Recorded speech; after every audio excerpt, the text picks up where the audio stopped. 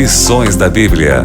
Apresentação: Leandro Quadros. Você já parou para pensar por que a lei de Deus foi mudada?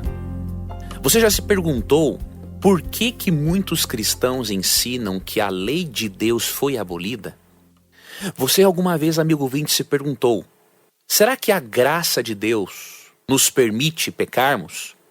E uma outra pergunta que devemos avaliar: se eu sou salvo pela fé em Cristo, qual é o propósito da lei? Estas são algumas das perguntas que nós abordaremos ao longo desta semana. Vamos estudar sobre a lei de Deus. Alguém pode pensar: será que o Leandro vai falar que a salvação vem pela lei? É óbvio que não. Eu gostaria de começar o estudo desta semana tendo como pressuposto o texto de Efésios capítulo 2, versos 8 e 9. Efésios 2, 8 e 9 diz o seguinte: pela graça sois salvos mediante a fé, e isto não vem de vós, é dom de Deus, não de obras, para que ninguém se glorie. Nós não temos dúvida alguma, amigo ouvinte, de que a salvação ocorre unicamente pela fé em Cristo, e que a nossa obediência à lei de Deus não pode nos trazer a salvação. Nós recebemos a salvação como um presente. É graças ao sacrifício substitutivo de Cristo que você e eu podemos usar a fé para nos apropriarmos deste presente que é a salvação.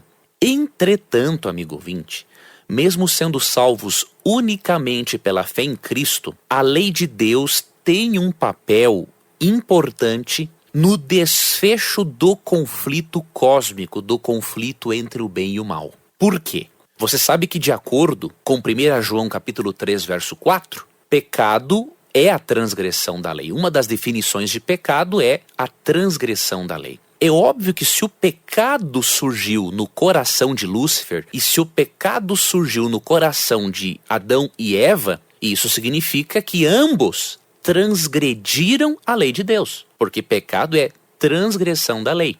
De alguma forma, seres livres transgrediram a lei de Deus. E faz parte da estratégia de Satanás levar as pessoas a se rebelarem contra Deus. E a maneira de o ser humano se rebelar contra Deus é desobedecendo a Deus. Por isso o que nós vamos estudar ao longo da semana não é uma salvação pela lei, mas é entendermos que mesmo sendo salvos pela graça, a lei tem um papel muito importante no desfecho final entre o Cristo e Satanás. O conflito entre o bem e o mal vai girar em torno da adoração como uma manifestação externa de uma obediência que surge lá no íntimo do ser humano.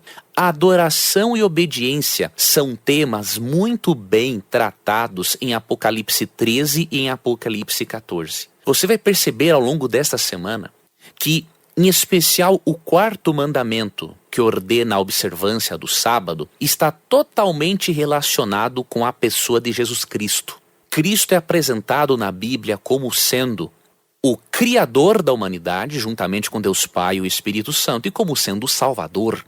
E em Apocalipse 14, 7, em que há um convite para que adoremos a Deus como aquele que fez o céu, a terra, o mar e as fontes das águas, Apocalipse 14, 7 é um convite para guardarmos o sábado, para podermos lembrar que Cristo é tanto o nosso Salvador quanto o nosso Criador. Porque Apocalipse 14, 7 faz uma paráfrase de Êxodo 20, 11. Êxodo 20, 11 dá a razão para guardarmos o sábado, porque em 6 dias fez o Senhor os céus, a terra, o mar e tudo que neles há. E Apocalipse 14, 7, ao nos convidar para temermos a Deus e o adorarmos, ele parafraseia o quarto mandamento, ensinando-nos o quê? Que nos últimos dias, se quisermos não fazer parte do poder representado pelas bestas de Apocalipse 13, precisamos aceitar a Cristo como o nosso Salvador, mas também como o nosso Criador. E precisamos honrar o sábado como sendo um memorial tanto da salvação por meio de Cristo, quanto da criação realizada por Cristo. Por isso, amigo ouvinte, acompanhe o estudo dessa semana sobre a lei, porque eu tenho certeza que você terá uma compreensão equilibrada a respeito do assunto. Você não irá para o extremo do legalismo, que faz da lei e do sábado um meio de salvação, e você não irá também para o extremo do liberalismo, que pensa o seguinte: já que eu sou salvo pela fé em Cristo, eu não preciso guardar dia nenhum e a lei de Deus não tem importância na minha vida. O objetivo do estudo desta semana é lhe mostrar o equilíbrio bíblico, a teologia bíblica sobre o assunto. E eu peço a você, amigo ouvinte, não importa a denominação religiosa a qual você pertença, tenha o seu coração aberto para o estudo dessa semana, porque você vai ampliar e muito a compreensão sua a respeito deste tema. Eu vou esperar então você no programa de amanhã. Um abraço e até lá. Você gostaria de receber a programação da Rádio Novo Tempo e também o programa Lições da Bíblia via WhatsApp? Você tem essa oportunidade agora. Você pode acessar ADV, A de amor, D de dado, V de Vitória, adv.st/Rádio Novo Tempo. adv.st/Rádio Novo Tempo.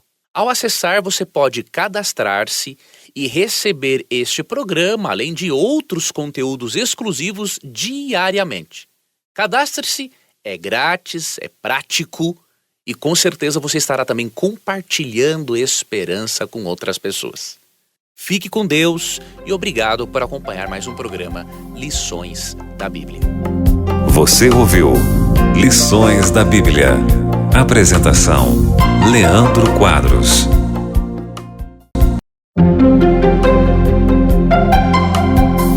Lições da Bíblia. Apresentação: Leandro Quadros. Ao longo da semana vamos aprender que uma das funções da lei de Deus é nos mostrar a realidade do pecado, e vamos perceber que a lei tem um papel sim fundamental no desfecho do conflito entre Cristo e Satanás. Mas é muito importante que antes de compreendermos e nos aprofundarmos ainda mais na teologia da lei, é fundamental, amigo ouvinte, entendermos que quem nos salva é Cristo e não a lei. Quero começar lendo para você Romanos capítulo 8, verso 1, que diz o seguinte: portanto, agora nenhuma condenação há para os que estão em Cristo Jesus, que não andam segundo a carne, mas segundo o Espírito. Esse texto de Paulo, ele é o fechamento daquilo que ele vinha argumentando, especialmente em Romanos 7, 15 a 25. Em Romanos 7, 15 a 25, Paulo mostra a realidade do ser humano pecador. Ele mostra em Romanos 7, 15 a 25, que você e eu muitas vezes fazemos as coisas que não queríamos fazer e que aquilo de bom que nós gostaríamos de fazer não conseguimos fazer por causa da natureza pecaminosa que habita dentro de nós.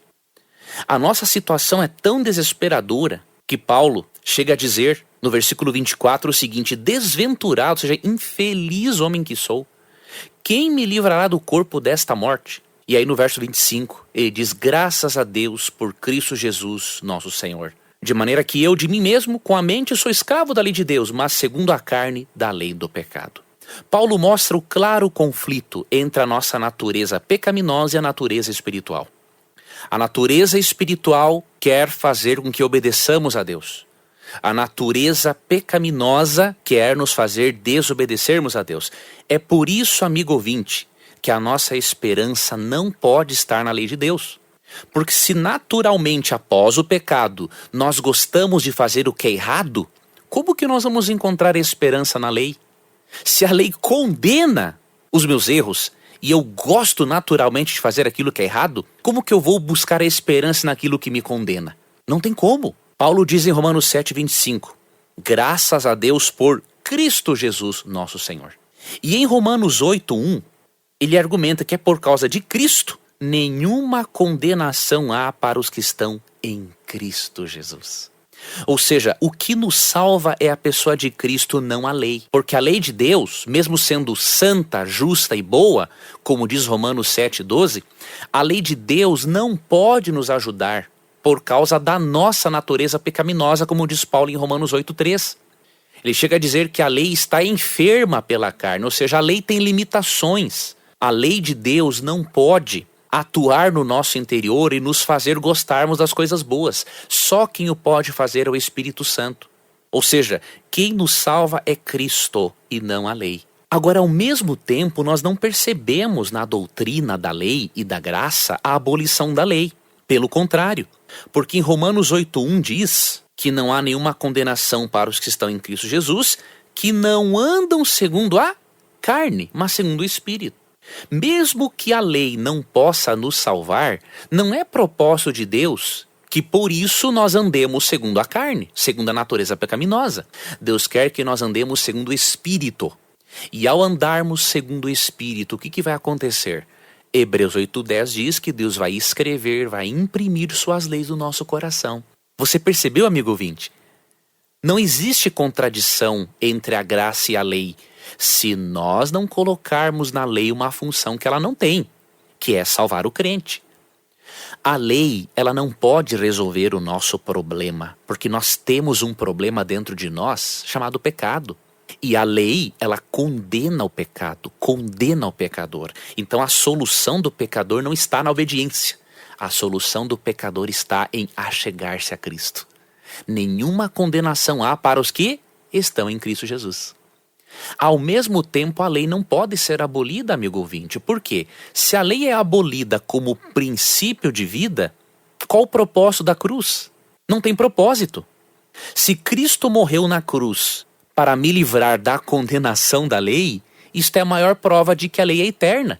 Se a lei pudesse ser mudada, amigo ouvinte, não seria muito mais fácil Cristo ter feito essa mudança na lei e não ter vindo morrer neste mundo, sofrer tanto o que sofreu na cruz? Seria muito mais fácil. Então o próprio fato de Cristo pagar pela nossa transgressão da lei prova que a lei é eterna. E que se você ouviu na sua igreja que a lei foi abolida, a sua igreja ainda não entendeu a teologia da lei e da graça. O que Cristo aboliu na cruz, de acordo com Efésios 2, 14 e 15, não é a lei como princípio de vida. Ele aboliu o aspecto condenatório da lei. A lei não pode mais condenar quem está em Cristo Jesus, porque Cristo é o substituto perfeito do pecador na cruz. Cristo morreu sem merecer a morte, e por isso ele tem o direito legal de perdoar todo aquele que é pecador. Ao mesmo tempo, não é porque Cristo nos perdoa que nós vamos viver na carne, porque Romanos 8:1 mesmo diz que nós devemos andar não segundo a carne, mas segundo o Espírito. E por isso aprendemos que a lei, na verdade, como princípio de vida, ela não foi abolida. É desejo de Deus nos transformar para cada dia nos parecermos mais com Jesus. Agora, no seu aspecto condenatório, a lei foi sim abolida, porque Cristo assumiu a condenação da lei no nosso lugar. Eu espero, amigo ouvinte, que esta compreensão bíblica e equilibrada ajude a você a ver o plano de salvação de um panorama mais amplo, com um panorama mais amplo, porque isso vai ajudar você a entender, inclusive, a importância do sábado na adoração a Deus e não como meio de salvação. Obrigado por sua companhia, espero a você no nosso estudo de amanhã. Fique com Deus e até lá. Você gostaria de receber a programação da Rádio Novo Tempo e também o programa Lições da Bíblia via WhatsApp? Você tem essa oportunidade agora. Você pode acessar ADV, A de amor, D de dado, V de Vitória, adv.st/Rádio Novo Tempo. adv.st/Rádio Novo Tempo. Ao acessar, você pode cadastrar-se e receber este programa, além de outros conteúdos exclusivos diariamente. Cadastre-se, é grátis, é prático e com certeza você estará também compartilhando esperança com outras pessoas. Fique com Deus e obrigado por acompanhar mais um programa Lições da Bíblia. Você ouviu Lições da Bíblia. Apresentação: Leandro Quadros.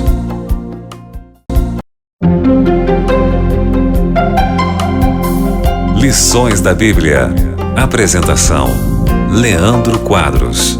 Aprendemos ontem que a lei não pode nos salvar. Quem nos salva é Cristo. Mas também aprendemos que a salvação por meio de Cristo não anula a lei. Simplesmente porque se Cristo morreu para pagar a nossa dívida para com a lei de Deus, para não sermos mais condenados por ela, isso demonstra que a lei é eterna. Se a lei pudesse ser mudada ou abolida, Cristo teria abolido a lei e nem teria vindo morrer na cruz pelo ser humano. Hoje nós vamos ver, amigo ouvinte, qual é a grande função da lei. A lei tem algumas funções, mas tem uma em especial. E de uma coisa podemos estar certos: A lei não tem função de salvar ninguém, mas ela continua tendo uma função importante. Qual é esta função? Primeiramente, quando você lê Romanos 7, 1 a 14, você percebe claramente que a lei não pode salvar o ser humano. E que Cristo, por isso, ao morrer na cruz, ele nos livra da condenação da lei. Ele assume a sua e a minha culpa, a sua e a minha dívida.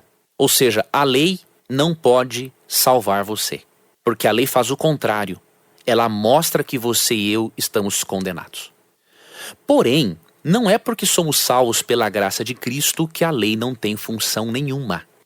A lei continua tendo uma função. Mesmo que Cristo tenha abolido o aspecto condenatório da lei, ou seja, a lei não pode mais condenar nem a você e nem a mim, a lei continua tendo uma função muito importante, que é a de Romanos capítulo 3, verso 20, que diz assim: pois ninguém será declarado justo diante de Deus por fazer o que a lei ordena. A lei simplesmente mostra quanto somos pecadores. Olha que interessante. Olha o equilíbrio bíblico. Aqui é dito que a lei não pode nos declarar justos diante de Deus, porque ela simplesmente mostra quanto somos pecadores. Aqui está a função da lei. A função da lei não é servir como um meio de salvação ou de justificação, mas ela faz parte do plano de Deus, porque a lei mostra que somos pecadores. E quando a lei mostra que somos pecadores, o que nós fazemos, amigo ouvinte? Sentimos a necessidade de Jesus. A lei mostra o diagnóstico, ou seja, você está doente pelo pecado.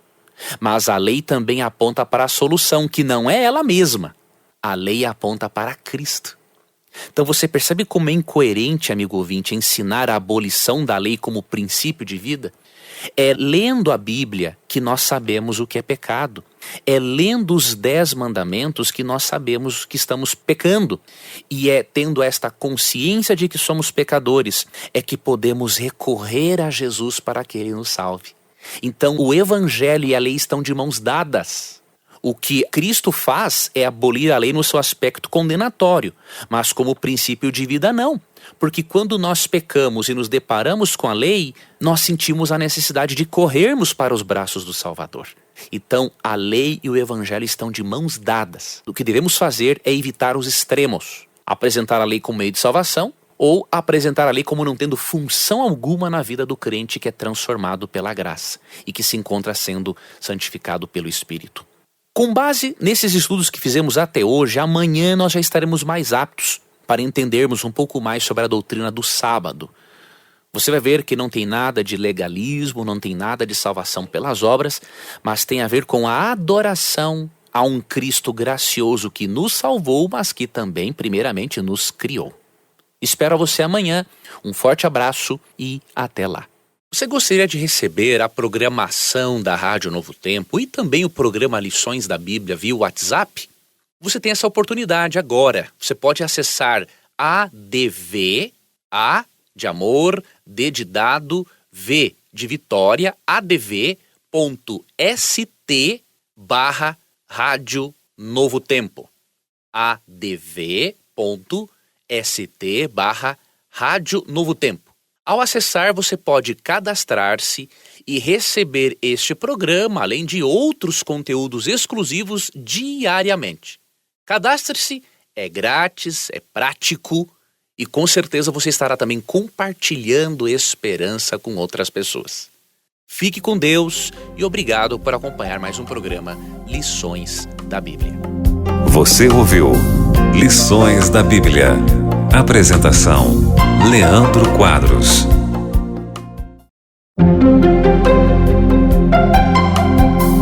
Lições da Bíblia. Apresentação: Leandro Quadros. Olá, amigo ouvinte. Depois que estabelecemos os pressupostos para estudarmos a doutrina do sábado, agora vamos entrar nesse estudo da doutrina propriamente dito. Nós vimos até o momento que a salvação é um dom dado por Deus. Você não conquista isso por suas obras, mas unicamente pela fé no sacrifício substitutivo de Cristo. Mas nós também aprendemos, até o momento, que a lei de Deus continua tendo uma função: mostrar que somos pecadores para sentirmos a necessidade do Salvador. Hoje eu quero dar a você uma razão para nós observarmos o sábado. E ao mesmo tempo vou comentar brevemente alguns textos que são usados para ensinar a substituição do sábado para o domingo. Eu havia falado já no sábado aqui no nosso estudo que a lei de Deus terá um papel importante no desfecho no desfecho final do conflito entre Cristo e Satanás. Eu deixei claro para você que a salvação não envolve obediência. A obediência não é o meio de conquistar a salvação, mas no processo de sermos salvos, a obediência à lei de Deus vai demonstrar se nós estamos permitindo ou não que a graça seja atuante em nós. Eu até mencionei para você que, de acordo com Apocalipse 14, verso 7, Deus nos convida não apenas para reconhecermos a Cristo como Salvador, mas também para reconhecermos a Cristo como Criador. É aqui que entra a questão do sábado. Em Apocalipse 14, 7, amigo ouvinte, encontramos um dos últimos convites de Deus à humanidade, para que a humanidade dê atenção a esse convite e se prepare para a volta de Cristo. Em Apocalipse 14, 7 diz assim: temei a Deus e dai-lhe glória, pois é chegada a hora do seu juízo, e adorai aquele que fez os céus, a terra, o mar e as fontes das águas. Este convite de Apocalipse 14, 7 está intimamente relacionado a Cristo como Salvador e como Criador. E o sábado faz parte desse contexto. Como? Se você comparar Apocalipse 14, verso 7 com Êxodo 20, verso 11, você percebe que a fraseologia é quase a mesma coisa.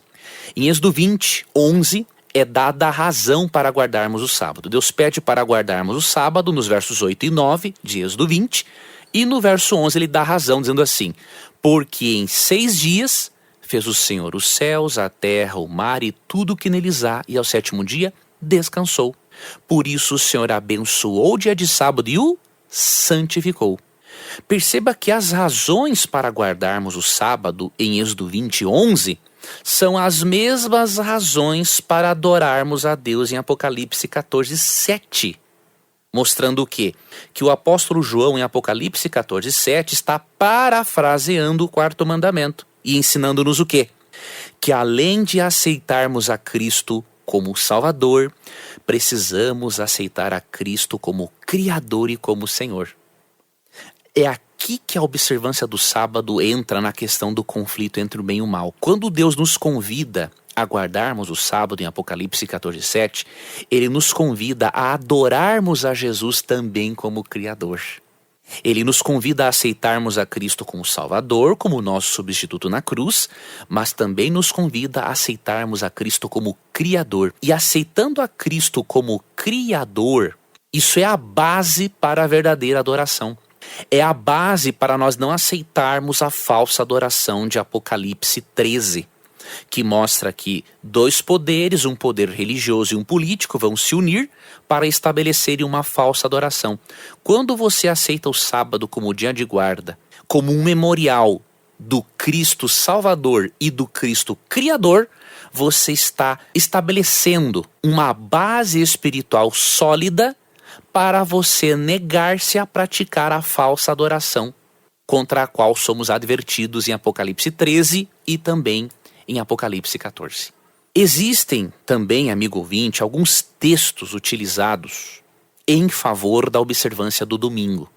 E eu quero lhe mostrar que, na verdade, esses textos não ensinam isso. Por causa do tempo, obviamente, eu não poderia abordar esses textos agora. Mas, na parte de sexta-feira do nosso estudo, eu abordarei alguns desses textos para você perceber que a crença da substituição do sábado pelo domingo, ela não é bíblica. Ela tem como base alguns pais da igreja que não estavam totalmente comprometidos com o texto bíblico e não tem base apostólica e muito menos teológica. Eu espero contar com a sua companhia nos próximos programas e especialmente no de sexta-feira, quando nós abordaremos algum desses textos que são indevidamente usados a favor da observância do domingo. Então perceba, amigo ouvinte, aceitar a doutrina do sábado não é uma salvação pelo sábado, mas é reconhecermos que Cristo, além de ser o Salvador, é o Criador. E assim nós nos relacionaremos melhor com o Senhor do sábado, com o Senhor da criação, com o Senhor da nossa salvação, que é Jesus Cristo. Espero a você no programa então de amanhã. Um forte abraço e até lá. Você gostaria de receber a programação da Rádio Novo Tempo e também o programa Lições da Bíblia via WhatsApp? Você tem essa oportunidade agora. Você pode acessar ADV, A de amor, D de dado, V de Vitória, adv.st/Rádio Novo Tempo. adv.st/Rádio Novo Tempo. Ao acessar, você pode cadastrar-se e receber este programa, além de outros conteúdos exclusivos diariamente. Cadastre-se, é grátis, é prático e com certeza você estará também compartilhando esperança com outras pessoas. Fique com Deus e obrigado por acompanhar mais um programa Lições da Bíblia. Você ouviu Lições da Bíblia. Apresentação: Leandro Quadros.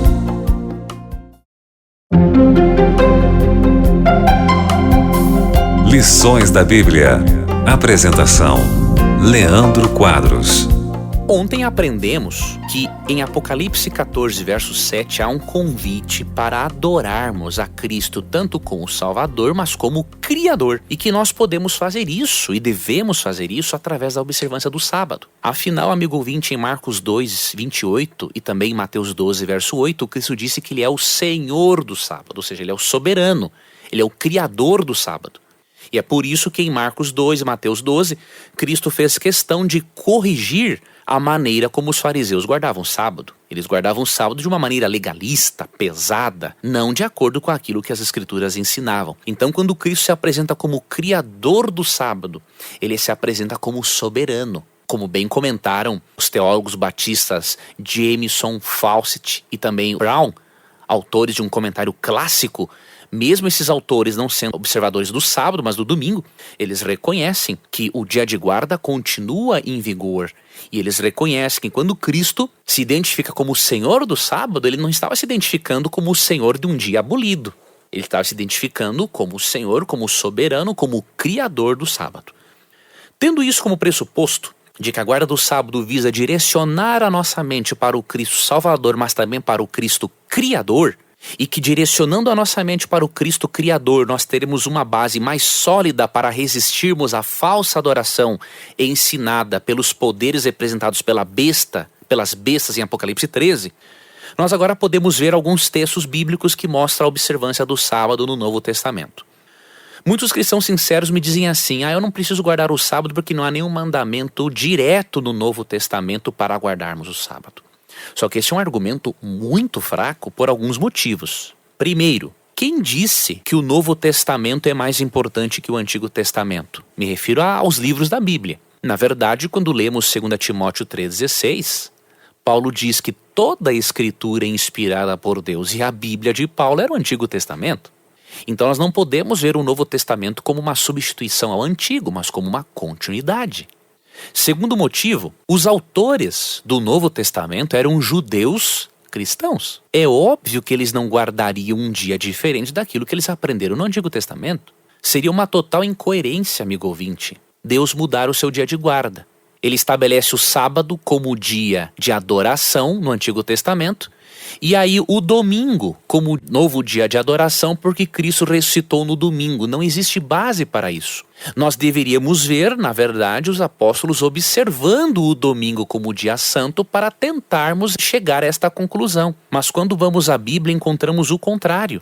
Por exemplo, no livro de Atos, você percebe que décadas após a cruz, os apóstolos continuaram guardando o sábado. Por exemplo, em Atos 13:14 é dito: mas eles, atravessando de Perge para a Antioquia da Pisídia, indo num sábado à sinagoga, assentaram-se.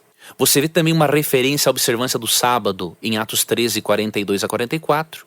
E para não pensarmos que eles guardavam o sábado só para evangelizar os judeus, como alguns chegam a afirmar esta barbaridade, vemos em Atos 16:12-13 o apóstolo Paulo observando o sábado num território pagão, ou seja, num território onde eles não tinham sinagoga. Então o fato de Paulo observar o sábado num território pagão, onde não havia uma sinagoga, demonstra claramente que era costume apostólico adorar a Deus no dia de sábado, ao invés do domingo. E se você ler também Mateus 24:20, quando Cristo faz aquela profecia sobre a destruição de Jerusalém, Cristo diz assim: orem para que a fuga de vocês não seja no inverno e nem no sábado. O que isso indica? Que 70 anos depois da cruz, o sábado continuaria sendo o dia observado pelos judeus cristãos. Então, não existe defesa bíblica para a observância do domingo. Nós percebemos que os apóstolos observaram o sábado. Nós percebemos que décadas depois da cruz, no livro de Atos, 50, 60, 70 anos depois da cruz, o sábado continuou sendo o dia de guarda. E isto é muito significativo, amigo ouvinte. Isso demonstra que a observância do domingo tem como base uma tradição eclesiástica não baseada no texto bíblico. E eu vou comentar mais sobre isso com você amanhã em nosso programa Lições da Bíblia. Que Deus te abençoe, um forte abraço e até amanhã. Você gostaria de receber a programação da Rádio Novo Tempo e também o programa Lições da Bíblia via WhatsApp? Você tem essa oportunidade agora. Você pode acessar ADV, A de amor, D de dado, V de Vitória, adv.st/Rádio Novo Tempo. adv.st/Rádio Novo Tempo. Ao acessar, você pode cadastrar-se e receber este programa, além de outros conteúdos exclusivos diariamente. Cadastre-se, é grátis, é prático e com certeza você estará também compartilhando esperança com outras pessoas. Fique com Deus e obrigado por acompanhar mais um programa Lições da Bíblia. Você ouviu Lições da Bíblia. Apresentação: Leandro Quadros.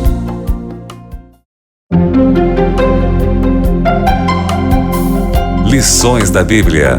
Apresentação: Leandro Quadros.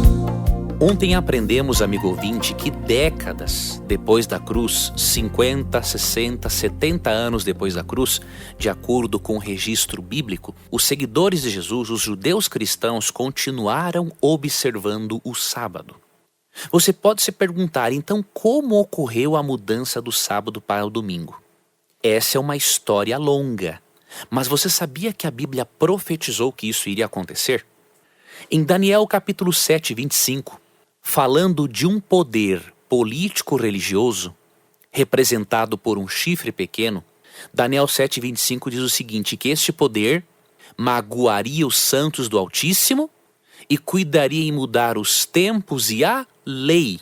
Este poder, de acordo com Daniel capítulo 7, se refere a Roma em suas duas fases. Roma imperial, que perseguiu os cristãos, mas também é uma referência a Roma papal. Foi Roma papal que surgiu a partir de Roma imperial. Daniel 7,25 profetizou que Roma papal teria uma influência significativa na mudança da lei de Deus. E há uma citação de Thomas Hobbes, um autor que escreveu no século XVI, o seguinte: se considerarmos a origem desse poderoso domínio eclesiástico, perceberemos facilmente que o papado nada mais é do que o fantasma do finado Império Romano coroado sobre seu túmulo. Ou seja, foi realmente com a desintegração, ali, a partir da desintegração do Império Romano, que surgiu Roma papal. E Daniel 7,25 diz que este poder mudaria os tempos e a lei. Os tempos porque pretenderia ter atuação sobre a história como o próprio Deus. E a mudança na lei, ela é muito visível. Se você comparar uma Bíblia católica com o catecismo, você vai entender por que Daniel 7,25 profetizou a mudança da lei. Eu gosto muito, amigo ouvinte, dos teólogos católicos, porque para mim estão entre os melhores tradutores da Bíblia. Para você ter uma ideia, você pega, por exemplo, a Bíblia de Jerusalém. Você vê que os 10 mandamentos, ou em qualquer outra Bíblia católica, os 10 mandamentos se encontram exatamente como estão no original bíblico. Agora, quando você compara o catecismo com os 10 mandamentos, a coisa muda de figura. Você percebe que o segundo mandamento do Decálogo, que diz para não cultuarmos ou não venerarmos imagens e escultura, ele foi tirado do catecismo. Você percebe que, para suprir essa falta do segundo mandamento, o catecismo dividiu o 10º mandamento em 2. E o 4º mandamento, que ordena observar o sábado, foi substituído por domingos e festas. Então, esta mudança feita na lei de Deus por Roma papal e que hoje se manifesta no catecismo, ela foi profetizada em Daniel 7:25. E por quê? Para advertir-nos, amigo ouvinte, de que não devemos aceitar tal mudança. Nenhuma igreja, nenhuma tradição eclesiástica pode estar acima da Bíblia. A autoridade bíblica deve estar acima de qualquer tradição eclesiástica. Mas talvez você seja um irmão evangélico que esteja se perguntando, mas eu não guardo o sábado por causa do catecismo. Mas existe a influência católica também, meu irmão, na sua crença. A mudança do sábado para o domingo não ocorreu de uma hora para outra. Se você analisar, por exemplo, a tese do Dr. Samuel Bacchiocchi, ele demonstra que a mudança do sábado para o domingo no cristianismo foi um processo gradual. E existiram várias razões para isso. Existiram razões políticas. Os judeus, lá por volta do ano 150 depois de Cristo, não queriam se identificar com os judeus que estavam sendo perseguidos pelo imperador Adriano. Então eles passaram a observar ali o sábado juntamente com o domingo, porque a forma de identificar um judeu cristão era pela observância do sábado. Então houve questões políticas para a mudança do sábado. Depois houve também questões teológicas que envolveram uma indevida interpretação do sábado. Aquele desejo de não se parecer com os judeus fez com que os cristãos também fossem abandonando a guarda do sábado. Você percebe que na história primitiva os cristãos passaram a observar o sábado e o domingo juntos. Porém, o domingo era tido como uma espécie de um dia de merenda religiosa, ou seja, eles tomavam um bom café da manhã juntos no domingo, adoravam ali, faziam um culto matinal, diríamos assim, e depois prosseguiam para o trabalho normalmente.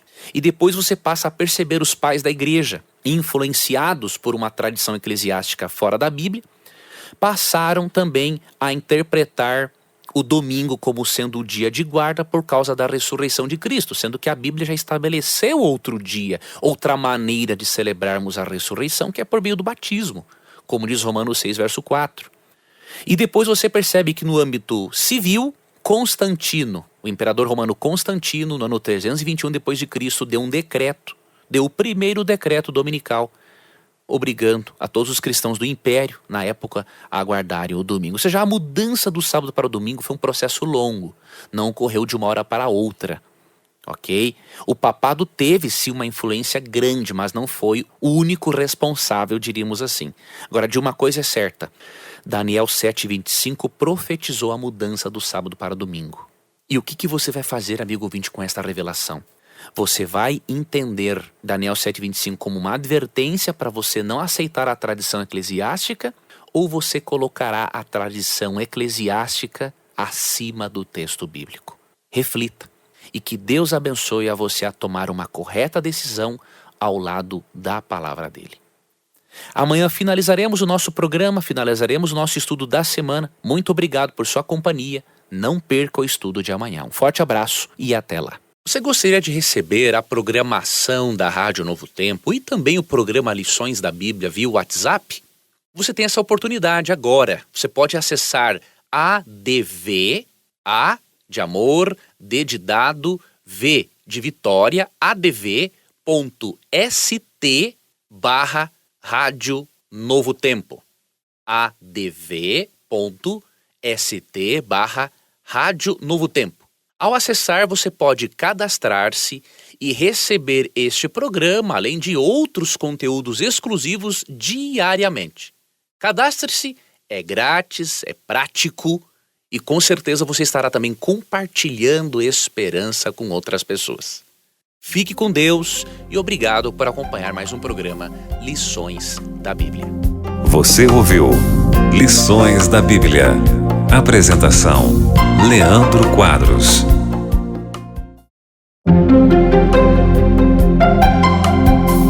Lições da Bíblia. Apresentação: Leandro Quadros.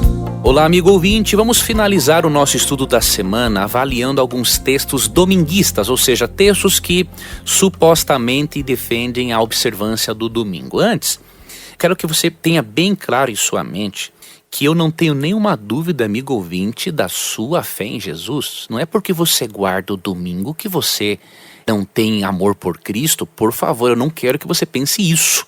Eu não tenho dúvida alguma de que há muitos irmãos observadores do domingo e muitos irmãos que não guardam nem um dia, que amam mais a Jesus do que muitos irmãos que guardam o sábado. Então minha questão aqui não tem nada a ver com julgamento de pessoas.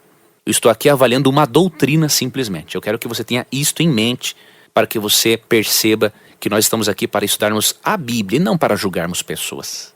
Eu gosto muito de uma citação de Ellen White, cofundadora do Adventismo.